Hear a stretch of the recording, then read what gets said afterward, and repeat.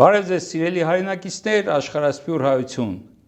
Հայոց աշխարհաժողով հաղորդաշարի ինչ անել հաղորդման հյուրը այսօր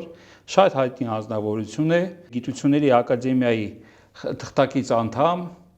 Պետական համալսարանի պրոֆեսոր, պարոն Ալեքսանդր Մանասյանն է։ Բարև ձեզ, պարոն Մանասյան։ Բարև ձեզ։ Շնորհակալ եմ, որ ընդունեցիք մեր հրավերը։ Շնորհակալ եմ հրավերի համար։ Այսօր շարունակում ենք մենք խոսել Եվրոպացիների, Եվրոխորհրդի քաղաքական անդամների,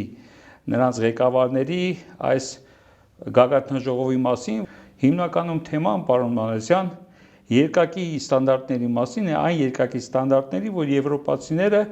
կիրառում են մեր հանդեպ կախված մարդու իրավունքների,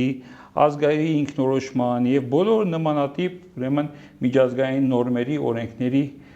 խախտման դեպքում։ Տեսնում ենք ինչ է կատարվում Հայաստանում, ինչպիսի սարսափելի եւ մարդու իրավունքների եւ կրոնի խղճի ազատության բոլոր տեսակի ուրեմն միջազգային օրենքները խախտվում է Հայաստանի սահմանադրությունը եւ առաջ, եթե հիշում ենք, ցանկացած փոքրիկ խախտման դեպքում ամբողջ դեսպանատներով այնպիսի մի աղյողորմ աղաղակ էին բարձրացնում եւ տեղին եւ անտեղին շատ դեպքերում։ Իսկ այսօր քար լռություն այս ամեն ինչի հանդեպ։ Խնդրում եմ, դա այդ պատմությունը այսօրվանից չի։ Դա գալիս է շատ վաղուց։ Ես կուզեի լսել ձեր կարծիքը եվրոպացիների ընդհանրապես Արցախի հարցում, որտեղ դուք շատ բան ունեք արած Արցախի հիմնախնդրի համար, Արցախի հարցում նրանց վերաբերմունքը ի սկզբանե, եթե կարելի։ Նախ ես ուզում եմ ներկայանալ այն իմաստով, որ ես որևէ կուսակցության անդամ չեմ, եւ այստեղ ներկայանում եմ որպես մի մարդ, որը քիչ թե շատ գիտի Ղարաբաղյան հիմնախնդիրը, բացի իր մասնագիտական, փիլիսոփայական հիմնախնդիրներից, որոնց առնչությամբ ինչ ճանաչել են որպես գիտության դոկտոր, եւ այսօր ձեր բարձրացրած հարցին կցանկանայի պատասխանել հետևյալ կերպ։ Այդ հարցը շատ կարևոր է, ես կարևորում եմ դա, որովհետև աշխարհը մտել է աննախադեպ ձևով մտել է կոնֆլիկտների մի վտանգավոր կոնֆլիկտների մի փուլ, որը հատկապես վտանգավոր է փոքր ազգերի ու փոքր ժողովուրդների համար։ Փոքր ազգերի ու փոքր ժողովուրդների առջև ծառանում է երկու հարց։ Իմանալ գլոբալ օրինաչափությունները եւ փորձել կանխատեսել այն մարտահրավերները, որոնց առջև երկիրը ժողովուրդը կկանգնի, սա առաջինն է, եւ երկրորդը փորձել հասկանալ այն ուղիները, որոնք կապահովեն երկրի հզորացումը։ Երկու կարևորագույն հարց, որը իր մեջ ամփոփում է մնացած բոլոր ենթահարցերը, ես այդպես կասեի, հասկանալ աշխարհը եւ հասկանալ ինքը իրեն, թե մենք ինչ ենք, ինչ հասարակություն ենք կառուցել եւ ինչ է պահանջում, որպեսզի մենք ավելի հզոր լինենք։ Թեման հետաքրքրում է շատերին, ի դեպ, բազմաթիվ մարդիկ փորձել են գրքեր կան հրատարակված, փորձել են այդ հարցերին պատասխանել։ Ես էլ եմ այդպիսի մի փորձ արել, բայց այսօր շեշտադրումը դա առանձին նյութ է, որ ես ասում եմ հասկանալ, թե մենք որտեղ ենք ինքներս։ Դա առանձին նյութ է, բայց այսօր ես առաջարկում եմ, որպեսզի ես խոսք ասեմ եվրոպական Հայաստան-Եվրոմիություն առաջկա ուրեմն գագաթնաժողովի վերաբերյալ, որտեղ ըստ հաղորդագրությունների քննարկվելու են առաջին հերթին տնտեսական կապերի զարգացման հարցեր, մարդու իրավունքների խնդիրներ, Հայաստանում կատարվող բարեփոխություններին Եվրոպայի նպաստը բերելու խնդիրներ եւ այլն։ Այդ կարգի հարցեր են առաջին հերթին շոշափվելու։ Գաղտնիք չի, որ հիմնականում եկել են ընտրությունների համար, տեսնեն ինչպես կարող են իրենց սիրելի նշանակած վարչապետին փորձեն պահել իշխանության։ Դա գաղտնիք չի։ Դե հիմա ես ուզում եմ ասել, թե Եվրոպան ինչ, քանի որ ես ներկայացա որպես Արցախյան հարցի, այո, պիտի ասեմ հարյուրավոր հոդվածներ, հաղորդումներ, հոդվածներ հիմնականում եւ գրքեր, թե այդպես Եվրոպան իրեն ինչպես է պահել այդ հարցում։ այո, Ուրեմն մենք գիտենք, որ Խորհրդային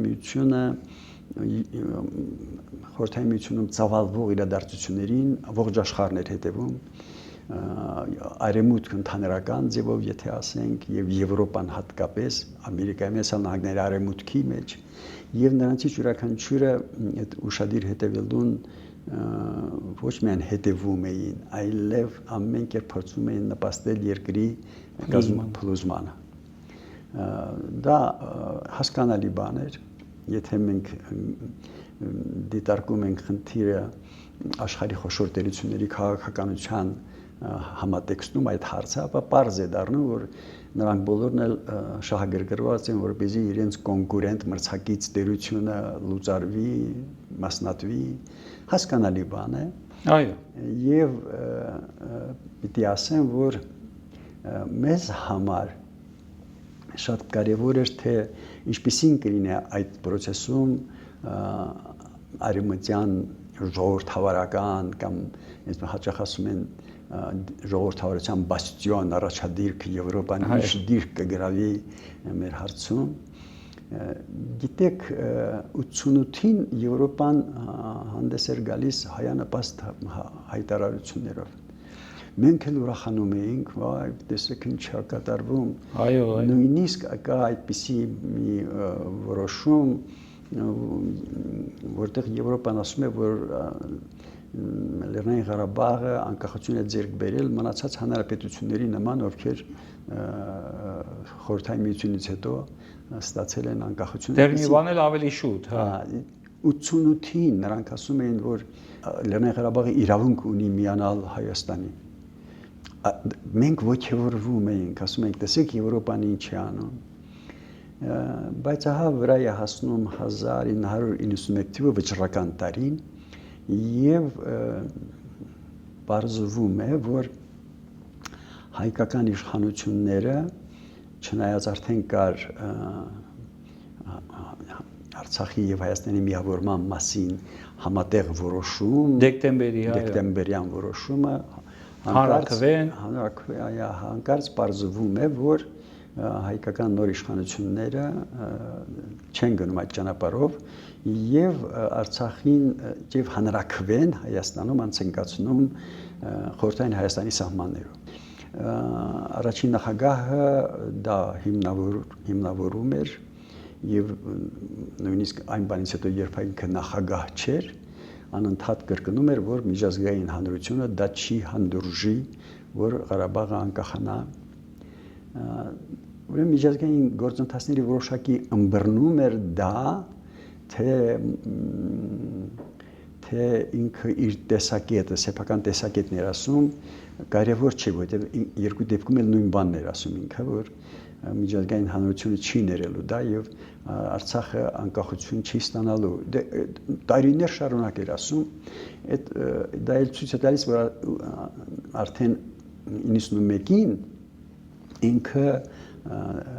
կողմնորոշված էր այդպես։ Պարոն Մանեսյան, գաղտնիք չի, որ այսօր հենց այնպես ոչ մեկ չի գալիս իշխանություն։ Ինչպես այսօր բերեցին սրանց իշխանության, ես հավատացած եմ, ինչպես դուք ասացիք, նրանց ձեռք է տալիս սովետի փլուզումը, եւ այն ժամանակ իրանք մեծ դերակատարում են ունեցել, թե ովքեր կան իշխանության։ Անկասկած։ Եվ պարզավոր նրանք էլ թելադրել են, ինչպես այսօր սրանց տերերն են թելադրում, պրոթուրքական ուրեմն ուղղությունը, այն ժամանակ էլ Եվրոպան թույլ չի տվել ուղղակի իր աջակցությամբ, ես արդեն համոզված եմ, դա իմ սուբյեկտիվ կարծիքն է, բայց մի օր կպարզվի, որ չէր կարող նա իրեն իշխանություն բերածների կողմնորոշումից շեղվել։ Ես իշխանություն բերելու մասին չեմ խոսելու կներեք էլի, ես ավելի շուտ խոսելու եմ նրանց ընդունած փաստաթղթերի մասին եւ եզրակացությունը բխեցնելու եմ այդ փաստաթղթերից։ Այսինքն որևէ մի դրույթ, որը կարող է վիճարկելի լինել, ես այդ մասին չեմ խոսելու։ Իմ մոտեցումն է այդպես, որ այն ինչին ես ներկա չեմ եղել կամ փաստաթղթով ինձ հայտնի չէ, ես դա անվանում եմ Չնայած համոզված եմ, որ դուք ճիշտ եք։ Ես ասում սուբյեկտիվ կարծիք դրա։ Դե չեք ասի օբյեկտիվ։ Այնպես որ ես խոսելու եմ փաստաթղթերի լեզվով, եւ ուրեմն երբ սովետը արդեն մոտենում է վերջնագծին, տարբեր հանրապետություններ տարբեր կերպ են լուծում խնդիրը եւ իրավական հիմքը շատերի համար մեծամասնության համար դա 1990 թվականի ապրիլի 3-ին հստականում ընդունված օրենքների մասին, որ եթե հանրապետությունը, միութենական հանրապետությունը դուրս է գալիս սովետական միության կազմից, ապա նրա մեջ մտնող, նրա կազմում գտնվող ինքնավարությունները եւ նույնիսկ հավաք հապրոխազգությունները ստանում են իրենց բախտը որոշելու իրավունք իսկ բաների համար ինքնավարությունների համար ընդཐུպ միջև անկախության հռչակումը բոլորը գիտեին այդ օրենքի տեղը Բաքուն էլ գիտեր եւ դրա համար ինքը դուրս չի եկել սովետից այսինքն փաստաթղթով դուրս չի եկել սովետից ինչ է արել նա որպեսզի այդ օրենքը շրջանցի ինքը հռչակագիր է բանարել ընդունել, որը վերականգնում է 18-ից 20 թվականներին գոյատևած ադրբեջանական դեմոկրատական հանրապետությունը, որը ստեղծել էին հիմնել էին թուրքերը։ Ի տարբերություն մեզ հանրաքվեել չեն արել։ Ես կասեմ այդ մասին։ Ուրեմն եւ վերականգնում են այդ հանրապետությունը, որը դիմել է Ռազգերի լիգա ադրբեջանական դեմոկրատական հանրապետությունը, որի իրավահաջորդն է իրեն հռչակել մերօրյա Ադրբեջանը։ Ուրեմն դիմել է ազգերի լիգային դեմոկրատական ադրբեջանական դեմոկրատական հանրապետությունը, որպեսզի ընդունվի եւ օրինական դառնան իր պահանջները։ Իսկ նա հսկայական տարածքային պահանջներ ներկայացնում։ Բայց մերժվել է, չէ՞։ Եվ ազգերի լիգան քննարկել է հարցը եւ ասել է, որ մերժել է, ընդունել նրան, չի ճանաչել որպես կայացած պետություն, բազմաթիվ հիմնավորումներով, դրանց մեջ կարևորն այն է, որ այդ երկրի անունը Պարսկաստանի հյուսիս-արևմտյան նահանգի անվանումն է, այդպիսի անվանում է տեղ չի եղել տարածքի եւ ավելին ինքը իրողություն է դարձել արտաքին ուժերի միջոցով ուժով եւ ինքը կայացած պետություն չէ եւ չի ճանաչել ոչ սահմանները այդ երկրի որը ներկայացել էր միջև Կասպից ծովից միջև Սև ծովը այդպիսի բաներով ոչ էլ անկախությունն է այդպես ճանաչել եւ դե ֆակտո ընդունել են բայց դե յուրե ազգերի լիգայի ոչ մի պետություն, անդամ պետություն չի ճանաչել ադրբեջանական դեմոկրատական հանրապետությունը եւ այդտեղ ազգերի լիգան էլ այդպես ոտքը կախել էր, որտեղ 20 թիվն էր արդեն, որովհետեւ արդեն բոլշևիկյան Ռուսաստանը հարավ էր գալիս եւ սպասում էր թե ինչպես կծավալվեն իրադարձությունները այդ բարագայում եւ այստեղ շատ կարեւոր հանգամանք կա Եվրոպան եւ Միացյալ Նահանգները գտնում էին որ Ռուսաստանը եւ բոլշևիկյան Ռուսաստանը ինքը իր տարածքները վերականգնելու իրավունք ունի եւ չէին շտապում ճանաչել անդրկովկասյան հանրապետությունները մեզ եւս չճանաչեցին բայց մեր կապակցությամբ ընդունված որոշումը դա բոլորովին մի ուրիշ որոշում էր որովհետև այդտեղ ասվում է որ Հայաստանի կառավարությունը ներկայացնում է իր ժողովրդին, այսինքն մեր առաջին հանրապետությունը ներկայացնում է իր ժողովրդին, այն դեպքում երբ ադրբեջանական այսպես դեմոկրատական հանրապետության իշխանությունները չեն ներկայացնում, չես հասկանում ում են ներկայացնում, ավելին նրանք կազմել էին ազգային խորհուրդ եւ գտնում էին, որ իբրև իրենց ազգային խորհուրդը իրավունքներ ունի ներկայացնելու ամբողջ այդ Անդրկովկասի այդ մասի ժողովրդին այն դեպքում երբ իբրև համաժողովրդական քվեարկությամբ ընդունված ազգային խորհուրդ այդ որ մի ռուսը հայը թալիշը կընտրեր Թուրքի ազգային խորհուրդ այնտեղ սուտ կեղծ հա իհարկե ազգերի լիգան այդ բոլորը գիտի եւ երբ ռուսները գրավում են Բաքուն Անդրկով այդ ադրբեջանական դեմոկրատական հանրապետությունը դադարում է գոյություն առանց ճանաչված սահմանների, առանց ճանաչված պետականության։ Բայց հա արի ուտես ընդ որում երբ Ռուսաստանը մտնում է Բաքու նա գրավում է իբրև իր տարածքը սկզբից վերադարձնում է իր հողերը։ Ու եւ վերադարձնում է իր հողերը։ Դրա համար ինքը չի հանդուրժում, որ Բաքվում հռչակվի խորհրդային ադրբեջանական սովետական հանրապետությունը։ Խորհրդային Ադրբեջանը հռչակագիր չունի։ Իդեպ ի տարբերություն դարձյալ Հայաստանի։ Այո։ Ի տարբերություն Հայաստանի։ Դե դրա համար են ուզում հիմա մեր հռչակագիրը վերացնել։ Դա այնտեղ սկի հռչակագիր էլ չի եղել։ Հռչակագիր էլ չի եղել։ Ավելին, երբ Ռուսաստանը 1920 թվականի օգոստոսի 8-ին Հայաստանի հետ կնքում էր պայմանագիր, այդտեղ կնքում էր Ռուսաստանը, ոչ թե Ադրբեջանը, հայ-ադրբեջանական սահմանների տարածքների մասին պայմանագիրը ստորագրում է Ռուսաստանը, որի կազմի մեջ Ադրբեջանն է մտնում։ Իրանք են գծում էլի, հա, այդպես։ Այսինքն այդ սահմանները գծել է ոչ թե Ադրբեջանը, այդ սահմանները Ադրբեջանին նվիրել է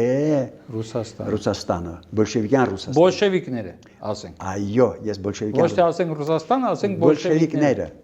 Որտեղ բոլշևիկների մեծ մասը ազգությամբ ռուսել չէին։ Դե ես դրա համար միշտ ասում եմ, որ մենք պետք է Ռուսաստանը տարբերենք այն իշխանություններից, որոնք այդ բոլորը արել են։ Նրանք նաև արել են հակառուսական այդ կատարած քայլերը բոլշևիկյան վարչախմբի քայլերը եղել է նաև հակառուսական։ Ամերիկյան այդպիսի քաղաքական գործիչ կար, ինքը նույնիսկ Կլինտոնի ժամանակ պրեզիդենտական ուրեմն ընտրություններին է մասնակցում Դեվիդ Դյուկը։ Այո։ Նա գիրք էր գրել, փաստացի, փաստերով գիրք էր գրել, եւ հենց այդտեղ խոսում էր այն կոմիսարների մասին, ովքեր կատարել են հեղափոխությունը։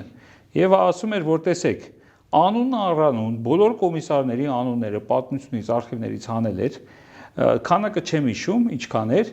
բայց մոտավորապես հարյուրներ էր, մի քանի 100 կարմիր կոմիսարների մասին է խոսքը, ասում են, ինչ ենք ասում ռուսական հեղափոխություն, չէ որ այս 500-ից ընդամենը 7-ն են ռուս։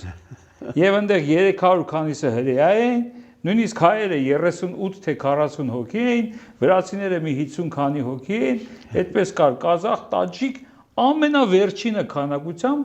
ընդամենը 7 հոգի ինքը ռուս են եղել։ Ասում են ինչի՞ է դա կոչվում ռուսական։ Ես փոքրիկ հոդված եմ դրան նվիրված եւ ասում եմ, որ մենք երբ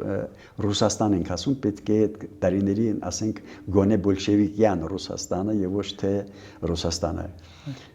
Հիմա գանք Եվրոպայի վերաբերմունքին մեր։ Հիմա գալիս ենք այդտեղ։ Եվրոպան ընդունում է այդ բոլորը, բայց պետք է ասեմ, որ Հայաստանը եւ Ադրբեջանը տարբեր կերպ են անկախանում, դառնում հանրապետություններ, եւ Ռուսաստանն է, որը բոլշևիկյան Ռուսաստանն է, որը Նախիջևանն է մտցնում Ադրբեջանի արդեն Հայաստանի մաս ճանաչված Նախիջևանն է մտցնում Ադրբեջանի կազմ Թուրքիայի հետ կարծում կնքած պայմանագրով եւ հետո մի քանի ամիս անց արդեն նաեւ Արցախն է Գորբյուրեի որոշմամբ այսպես ես ճակերտում եմ ասում որոշում ինչու մենք 70 տարի անընդհատ կրկնել ենք այն միտքը որ Գորբյուրեի որոշմամբ է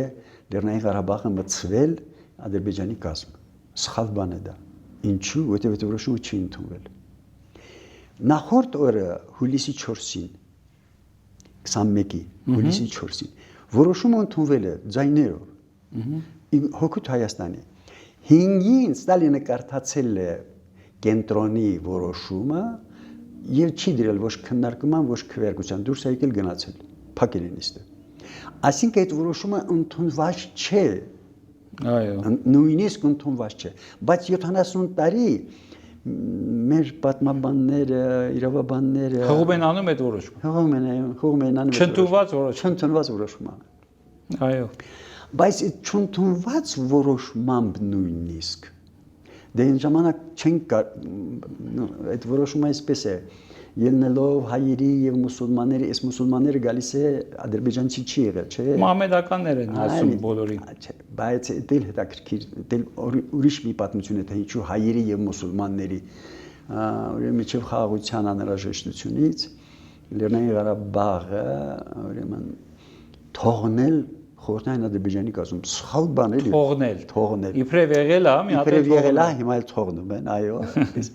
Բայց դա չընդունված որոշում, բայց նույնիսկ այդ չընդունված որոշմամբ ասվում է որ Լեռնային Ղարաբաղը թողնել, Լեռնային Ղարաբաղը տալով նրան մարզային լայն ինքնավարություն։ Հիմա ինչ նշանակում Լեռնային Ղարաբաղ։ Լեռնային Ղարաբաղը դա Լաչինն է նաև, դա Շահումյանն է, դա դրանից վեր Արցախն է։ Իսկ դա գնում է միջև հասնում է բան, միջև հասնում է միջև Արաքսը։ Այսօրվա Հայաստանի սահմանից են կողմ միջև Արցախի հանրապետության արևելյան սահմանները դրանք ամբողջ Լեռնային Ղարաբաղ են, բայց այդ Լեռնային Ղարաբաղի մի մասն էլ մնացել է վերևում, այսինքն Արցախի մի մասը մնացել է վերևում։ Դաշտային Արցախ։ Դաշնային Արցախ մենք չենք մտել։ Մենք մնացել ենք Լեռնային Ղարաբաղում։ Մենք մի սանտիմ այն կողմ չենք գնացել դաշտային։ Այդ 90-ականի նկատի։ Այո։ Չէ, ես ընդհանրապես եմ խոսում, որ դաշտային Արցախն է։ Չէ, կա այսպես։ Կա օգտագործել են ադրբեջանցիները, կա Լեռնային Ղարաբաղ եւ դաշտային Ղարաբաղ։ Նարիմանովը ամսի 4-ին, հուլիսի 4-ին, որը մեր օգտին ընդունվել եւ Նարիմանովի առաջարկությունը մերժվել է, չի օգտագործել դաշտային Ղարաբաղ է ասել, Ղարաբաղը թողնել, այսինքն ամբողջը, դաշտայինը միասին։ Բայց այդտեղ մեր Նասնիկյանն էլ մի քիչ թույլ է գտնվել այնուամենայնիվ չի կարողացել որսալ պահը, ինչպես միշտ մեր դեպքում։ Դե։ Բոլոր դեպքերում։ Ուրեմն Եվրոպան այդպես Սովետ միությունը ինչ արել է,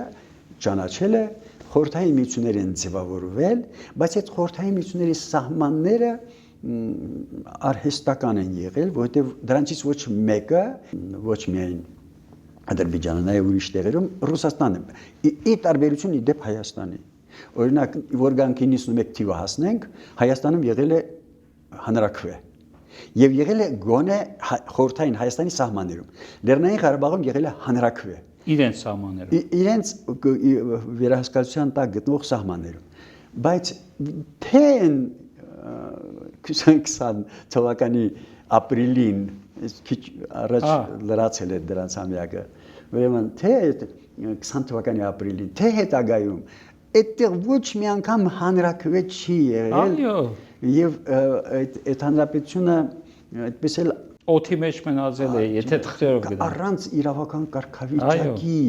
առանց որոշակի կարգավիճակի։ Հիմա երբ Սովետը արդեն փլուզման ընթացքում էր, Եվրոպան եւ բանը Բելավեժյան բացատում Ռուսաստանը, Ուկրաինան եւ Բելարուսիան որպես Սովետ միության հիմնադիր հանրապետություններ, հաստատուղթ են ստորագրում, որ Սովետ միությունը լուծարված է եւ չկա այլևս սովետական միություն։ Տեսեք դեկտեմբերի 8, դեկտեմբերի 9-ին Եվրոպան հավաքվում է արտաքին գործերի նախարարության մակարդակով որոշելու համար այն process-ները ինչ են կատարվում։ Դեկտեմբերի 16-ին մի քանի օր հետո Բրյուսելում ընդունում են արդեն փաստաթուղթ այն մասին, որ իրենք ճանաչելու են դեմոկրատաբար հետխորհրդային տարածքում ճանաչելու են դեմոկրատաբար կայացած պետությունները եւ որ այդ հիմքը անվիճելի է եւ որ վիճելի հարցերը պետք է լուծվեն խաղաղ միջոցներով եւ բազմաթիվ այդպիսի բաներ ինքնորոշման բան այդ բոլորը նշվում է եւ դա դեկտեմբերի 16-ը դեկտեմբերի 16-ը այնտեղ 9-10-ը այստեղ 16-ը մի քանի օր հետո Դեկտեմբերի 16։ Հիմա տեսեք, դեկտեմբերի 10-ը Լեռնային Ղարաբաղը հանրաքվե է անցկացրել։ Որ տարածքում, իրավական տարածքում ուզում եք քննարկեք հարցը։ Սովետի, եթե ասում եք դա սովետ է, օգտվել է ապրիլի 3-ի օրենքից, եթե դուք այդպես եք ասում։ Բայց եթե ասում եք, չէ, այդտեղ սովետի օրենք չի գործել, ապա այստեղ ծառանում է մի ուրիշ հարցադրում։ Բա որ տարածքում։ Պարզվում է ոչ սովետին պատկանող, եւ ոչ էլ Ադրբեջանին պատկանող տարածքում։ Այլ միայն ինքնավարության մեջ։ Ինքը իրեն պատմականորեն պատկանող տարածքում Արցախցին հանրաքվե է անցկացրել եւ հրճակել է միջազգային դիտորդների ներկայությամբ հրճակել է անկախություն։ Այն ժամանակ միայն Շահումյանի շրջանի հետ մեկտեղ, Մարզի եւ Շահումյանի շրջանի հետ մեկտեղ հրավիրել են ադրբեջանցիներին, թե եկեք ովքեր կան, եկեք մասնակցեք, չեն եկել։ Չեք եկել, չեք եկել, այնտեղ 20 քանի տոկոս է եղել երևի, եթե 20%։ Ձեր որոշումն է։ Հա, ձեր որոշումն է, չեք եկել, բայց ձայների բացարձակ մեծամասնությամբ 99-98%-ով Լեռնային Ղարաբաղի Ինքնավար հանրապետությունը, Արցախի հանրապետությունը հրճակվել է, ահա այդպիսի միաձայնությամբ, այդպիսի ժողովրդի այդպիսի համաձայնությամբ օրինական ձևով։ Հիմա դեկտեմբեր ամիսն է 91 թվական, դեկտեմբերի 10-ը Արցախը հրճակում է հանրաքվեով, իսկ մինչ այդ էլ Հայաստանն էր դեկտեմբերի 1-ին, չէ, Հայաստանն էլ։ Չէ, դա արդեն Հայաստանը նախ հրճակել է օգոստոսին եւ սեպտեմբերի 21-ին է հրճակել հանրաքվե անցկացրել։ Չէ, Արցախի հետ Այդ միացումը չեմ ես ասում։ Ես ասում եմ անկախության հանրաքվեն։ Հայաստանը անկախության հանրաքվե է արել խորհրդային Հայաստանի սահմաններում եւ այդտեղ բացարձակ դարձել մեծամասնությամբ եւ այն տարածքում որտեղից ադրբեջանցիները դուրս են եկել, դա Սումգայիթից, Բաքվից հետո արդեն բնակարանային փոփոխություններով եւ դուրս էին եկել եւ այսպես կոչված անկլավներում ապրում էին հայերը եւ քննարկել են հոգուտ անկախության, իսկ Ադրբեջանում հանրաքվե չկա։ Ադրբեջանը 1991-ի օգոստոսի 30-ին հրճակում է, որ ինքը վերականգնում է սովետից դուրս չգալու համար, որովհետև սովետական օրենքը թույլ է տալիս մարզը անկախանա։ Հրճակում է Ադրբեջանական դեմոկրատական հանրապետությունը, որը սահմաններ չի ունեցել։ Հարց է ծագում, բա լավ, սահման չի ունեցել նա, չէ՞։ Որպես այդ բաց, չէ, այնտեղ գիտեք ոնց է գրել, դա ասեմ ու հետո առաջանանք։ Ադրբեջանական դեմոկրատական հանրապետության այսպես կոչված ազգային խորհուրդը, որ կասկածելի մի օրգան է եղել, ասում է արևելյան եւ հարավային Անդրկովկասում այդպիսի տարածք չի լինում։ Արևելյան եւ հարավային այդպիսի պետությունը այդպիսի տարածք չի հրճակում, դա անհասկանալի իրավունքի տեսակետից անհեթեթ մի բան է։ Սահմանները նշում են նույնիսկ ասում են գետի աջ մասով, ձախ մասով եւ այլ, այդպես չի, անորոշ մի հիմարություն։ Այս նոր Ադրբեջանը, որը իրեն հրճակել է, այսօրվա Ադրբեջանը, որ իրեն հրճակել է այն ադրբեջանական դեմոկրատական հանրապետության իրավահաջորդը, որոշում է ուղղել նրա սխալը եւ գրում է 1991 թվականի պետական անկախության սահմանադրական ակտում գրում է այսպիսի բան, թե Ադրբեջանական հանրապետության պատմականորեն ձևավորված տարածքները եւ սահմանները անձեռնմխելի են։ Ավելի անհեթեթ, քան այն է։ Պատմականորեն։ Ձևավորված, որ այդպիսի սահման։ Բայց ո՞րն է այդ պատմականորեն։ Անհայտ է։ Իստույցիոն սահման չի հրճակված։ Միջևորս այդ մնում է, իդեպ։ Միջևորս դա այդպես մնում է։ Հիմա դա եղել է ուրեմն հոկտեմբերի 18-ին, Հա։ Գալիս է դեկտեմբերը, հոկտեմբերից գալիս է դեկտեմբերը, նոյեմբեր, դեկտեմբեր, եւ դեկտեմբերին երբ արդեն Սովետ միությունը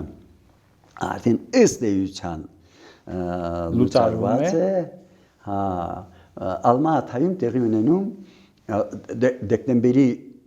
8-9-10-ը Բելովեժյանում սովետը փլվել է։ Հիմա եւ Բելովեժյան այսպես համաձայնագրով հրճակվել է ԱՊՀ-ն, այսպես կոչված անկախ պետությունների համագործակցության այս նոր կազմավորումը երեք հանրապետություն դա հրճակում են։ Ալմաթային գնում մի շարք հանրապետություններ, որպեսզի միանան ԱՊՀ-ին։ Միջինասիական հանրապետություններ, այո, Հայաստանն է գնում, Վրաստանը չի գնում։ այո, Ադրբեջանը գնում է։ Ադրբեջանը գնում է, բայց ինչ սահմաններում։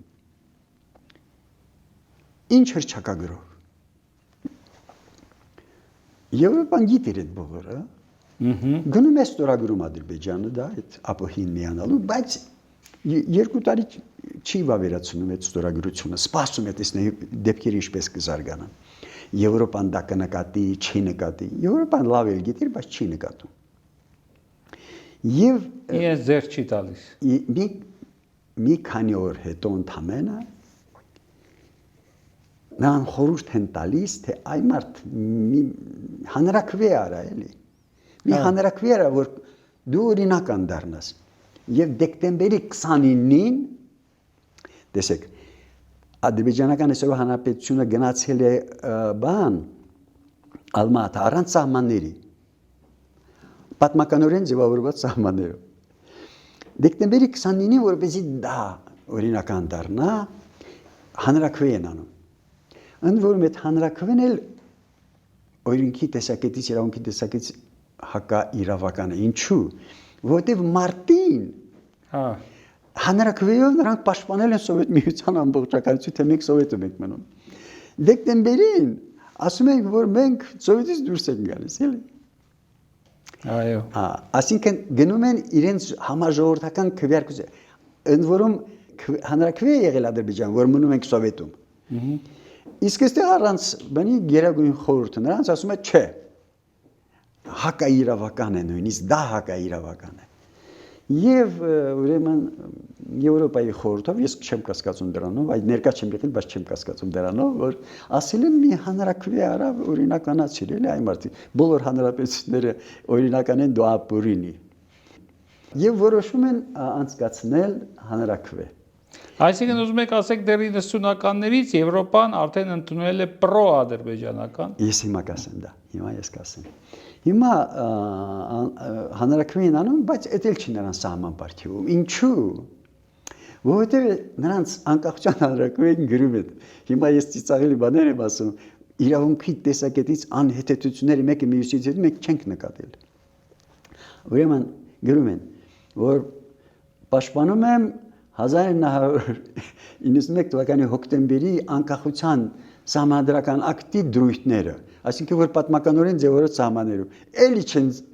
էլի չեն սահման, ինչու որովհետև չկար այդպիսին, ստիպված են այդպես գրում, որովհետև Լեռնային Ղարաբաղը արդեն անկախություն էր հռչակել։ Մի անհետությունը հիմնում են մյուսի վրա եւ երրորդն էլ չէր կարող արդեն շարունակությունը անհետություն չլինել։ Չէր կարող չլինել։ Հիմա Եվրոպան հետևում է Արցախը օրինաբար անկախացել է։ Այս Ադրբեջանը հանրակրվե արել առանց Արցախի։ Բայց որոշում է ճանաչել Արցախով հանդերձ։ Նախկին խորհրդային Ադրբեջանի սահմաններով։ Սպասեք, որից Ադրբեջանը հրաժարվել է։ Ինքը հրաժարվել է այդ սահմաններից, այդ պետականությունից վերականգնել դեմոկրատականը 18-20 թվականների դեմոկրատականը։ Իսկ Եվրոպան ասում է չէ, դու քո սահմանները սրանք են։ Տեսեք, այնպես ինչպես արել է բոլշևիկները։ Ինչպես բոլշևիկներն են այդ սահմանները նվիրել Ադրբեջանին, այդպես էլ Եվրոպան, եվրոպական համայնքը 91 թվականի վերջերին արդեն ճանաչել է դա։ Հիմա մենք 30 տարուց ավելի բանակցային գործընթացի մեջ ենք եղել սխալ բանաձևով։ Որն է սխալը? Որ մենք ինքնորոշվում ենք, պաշտպանում ենք մեր ինքնորոշման իրավունքը։ Ինքնորոշումը սովորաբար լինում է այնպես, որ անջատվես։ Բայց եթե մենք չենք եղել Ինչից է կանջատվում։ Ոնց անջատվենք, եթե այնտեղ չենք եղել։ Բայց մի անգամ դա ասվեց ՄԱԿ-ի գրասենյակում, եթե չեմ սխալվում, ես երեք էլ այդ մասին նշեցի, այն ժամանակ Ռոբերտ Քոչարյանն էր, որ հայտարարեց, որ եթե չի եղել։ Երկրորդ նախագահը այդ մասին ասել է, բայց ուրիշ ձևակերպում էր, որ Լեռնային Ղարաբաղի Հանրապետությունը կայացել է այնպես, ինչպես մյուսները, օրինաբար։ Այո։ Սովետական միության օրենքի Այո։ Բայց այն միտքը, որ Լեռնային Ղարաբաղի Հանրապետությունը կայացել է ոչ մեկին չպատկանող, միայն իրեն պատկանող տարածքներում, օրինաբար հանրակրվեով, այս միտքը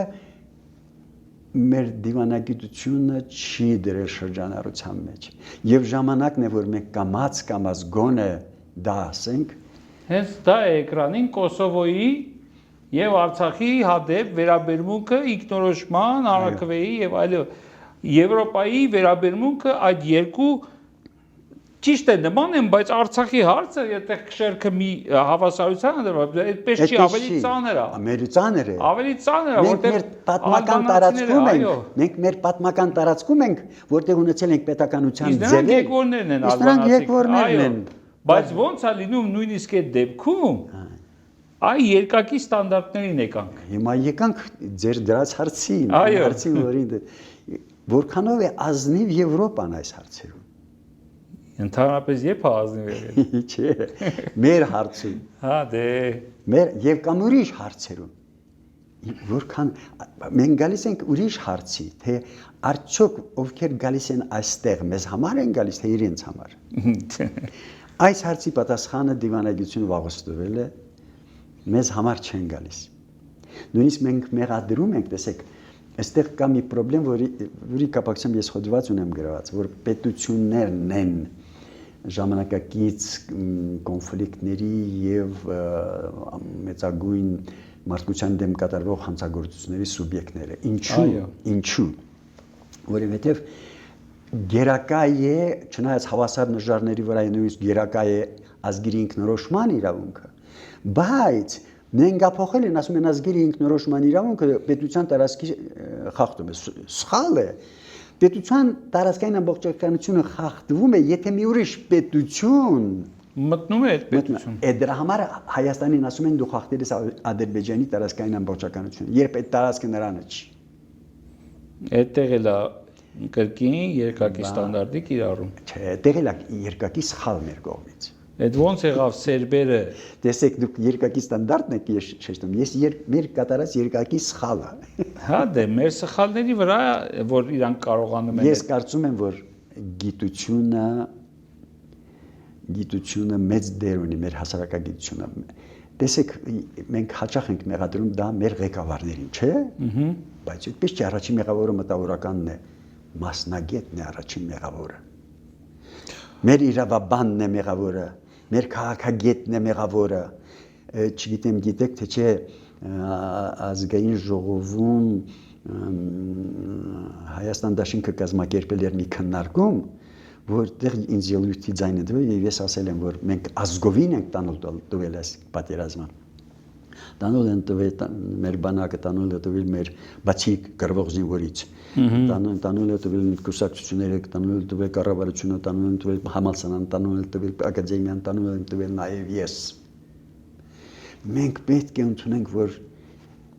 մենք ունենք արտաքին քաղաքականության մեջ գիտական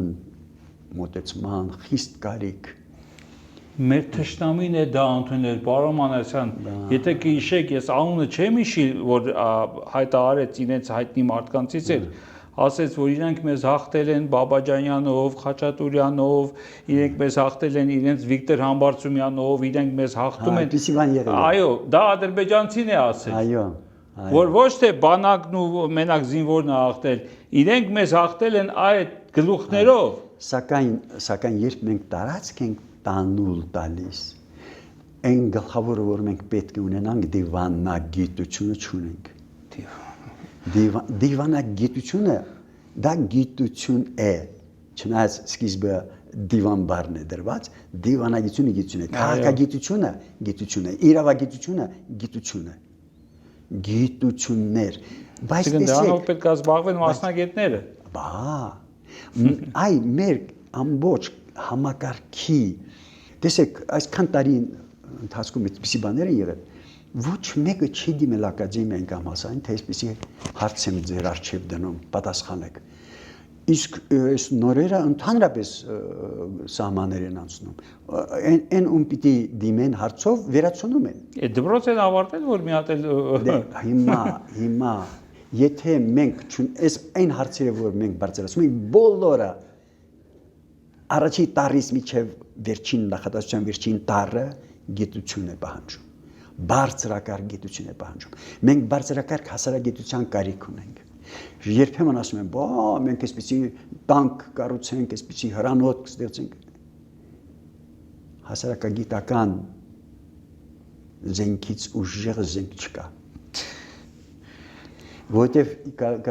ենթադրենք կա պետություն որը ունի այդ բոլոր զենքերը բայց նրանք հայտնվում են այնպիսի մարդկանց ձեռքում որոնք այդ պետությունը վերացնում են դիլետանտ հպարտ անգրագետների իշխանություն որը որ մենք մեր տգիտության զոհն ենք այո անպայման ես այս բանը ուզում եմ ցավոք սրտի հիմա սերունդներն են տգիտացնում իրենց տգիտությամբ բա հիմա ցավալի բան է դա Ամենասարսափելի գալիս է մի սերունդ որը ընդհանրապես տեղյակ չէ այս բոլորին մենք այդ տեսեք կրթական համակարգը ինչ են անում դպրոցներ են փակում այն ինչի մասին ես ընդհատեցեք ինձ ես մի ուրիշ բան եկավ մեկը գովում էր ասում է բա գիտեք ինչքան դպրոցներ են կառուցում ասում դա դպրոցներ չեն դա դպրոցի շենքեր են դպրոցը ուրիշ է դպրոցի շենքը ուրիշ դպրոցը այն է թե ինչ կադր է տալիս այդտեղ դպրոցը դա է իսկ նա շենք է միայն դպրոցի շենքեր կառուցել դպրոց կառուցել չէ Ինչպես եկեղեցին, կարա շենքինի, բայց եկեղեցին։ Եվ այս բոլորը այն ամենայնիվ բարձրակարգ դիվանագիտական, քաղաքագիտական մտքի պակասն է, որ մեզ կոտորում է։ Ժամանակն է, որ մենք այդ գիտակցենք եւ այդ ձևով գնանք։ Եվ իմ ասածը վերաբերում է ոչ միայն մենք անդադ խոսում ենք Եվրոպա, Ռուսաստան եւ այլ այդ կապերի մասին ենք խոսում։ Եվ դա ոչ միայն վերաբերում է արտաքին քաղաքականությանը։ Մենք իհարկե արտաքինը բոլորը չասացինք, բայց ներքինը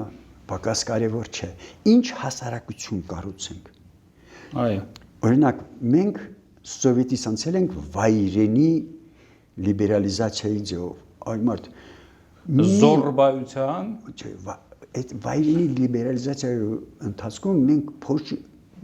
ջարդոնել ենք ամբողջ վիթխարի միարդյունաբերական համալիր։ Ջարդոնել ենք հանցագործություն։ Եվ այդ հանցագործները ասում են դե ուրիշ ճարդ չկա, ոնց չկա, պահիր գոնե եղածը։ Մարդիկ աշխատեն։ Այսօր Պարսկաստանը մեր տարած ջարդում էին ինչի համար, որպեսզի մետաղի ջարդոն հանձնեն եւ կապիտալի նախնական կուտակում ապահովեն։ Հասկանում եք ինչ են արել։ Պարոն Մանասյան, Պարսկաստանը մեր տարած հաստոցներով տեսեք ինչեր է սարքել։ Մեզնից տարած հաստոցներով։ Այդ մասին է խոսքը։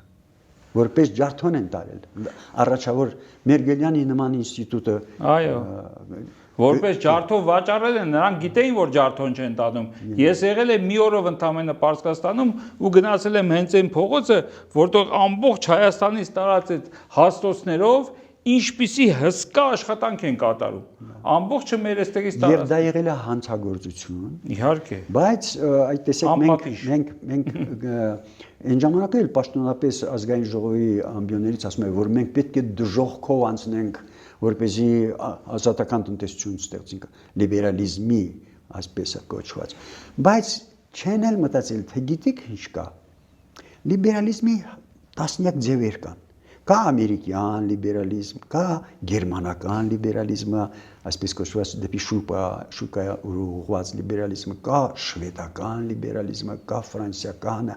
հարց է ցակում մենք լիբերալիզմի որ տեսակն ենք ընտրում բարձում է որ չենք էլ մտածել այդ մասին ինչի մտածենք